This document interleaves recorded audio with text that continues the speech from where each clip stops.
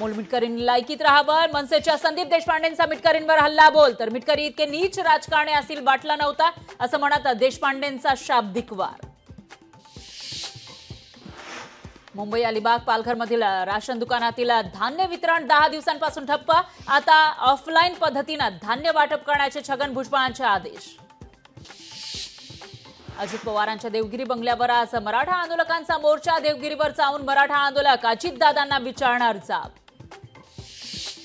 नाशिक जिल्हा परिषदेच्या 59 दिव्यांग कर्मचाऱ्यांवर कारवाईचे आदेश. बनावट दिव्यांग प्रमाणपत्र बनवण्याच्या संशयामुळे कारवाई.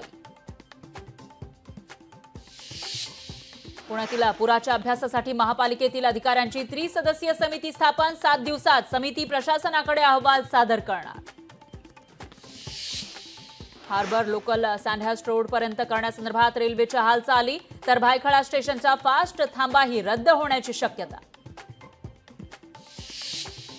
कोल्हापूरवर पुन्हा महापुराचं संकट. धरण क्षेत्रात पावसाचा जोर वाढल्यानं पंचगंगेची पाणी पातळी 43.4 फुटांवर, तर राधानगरी धरणाचे सर्व दरवाजे उघडले. T20 सामन्यामध्ये भारताकडून श्रीलंकेचा पराभव. टीम इंडियानं मालिकेमध्ये श्रीलंकेला 3-0 दिला क्लीन स्वीप. सुपर ओव्हर ठरली गेम चेंजर.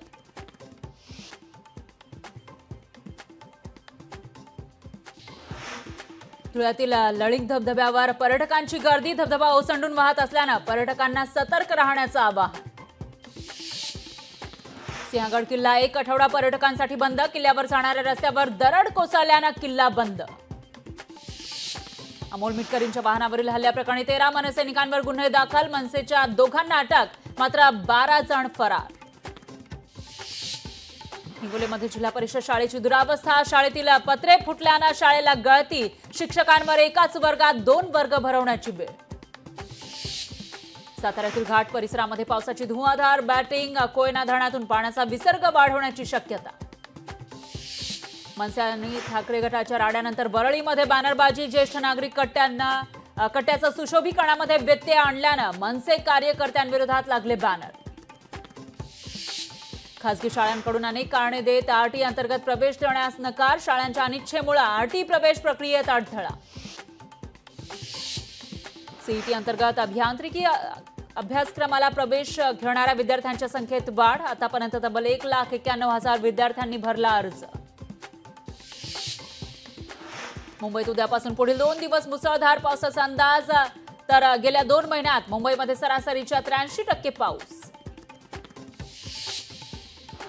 पुण्याला पाणीपुरवठा करणाऱ्या धरण साखळी क्षेत्रात दमदार पाऊस. 4ही धरणं 100% भरण्याच्या मार्गावर.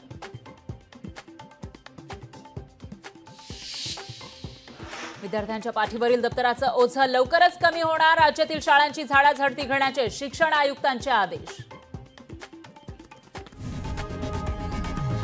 लोकशाही मराठी ऐका, पहा, जागरूक रहा.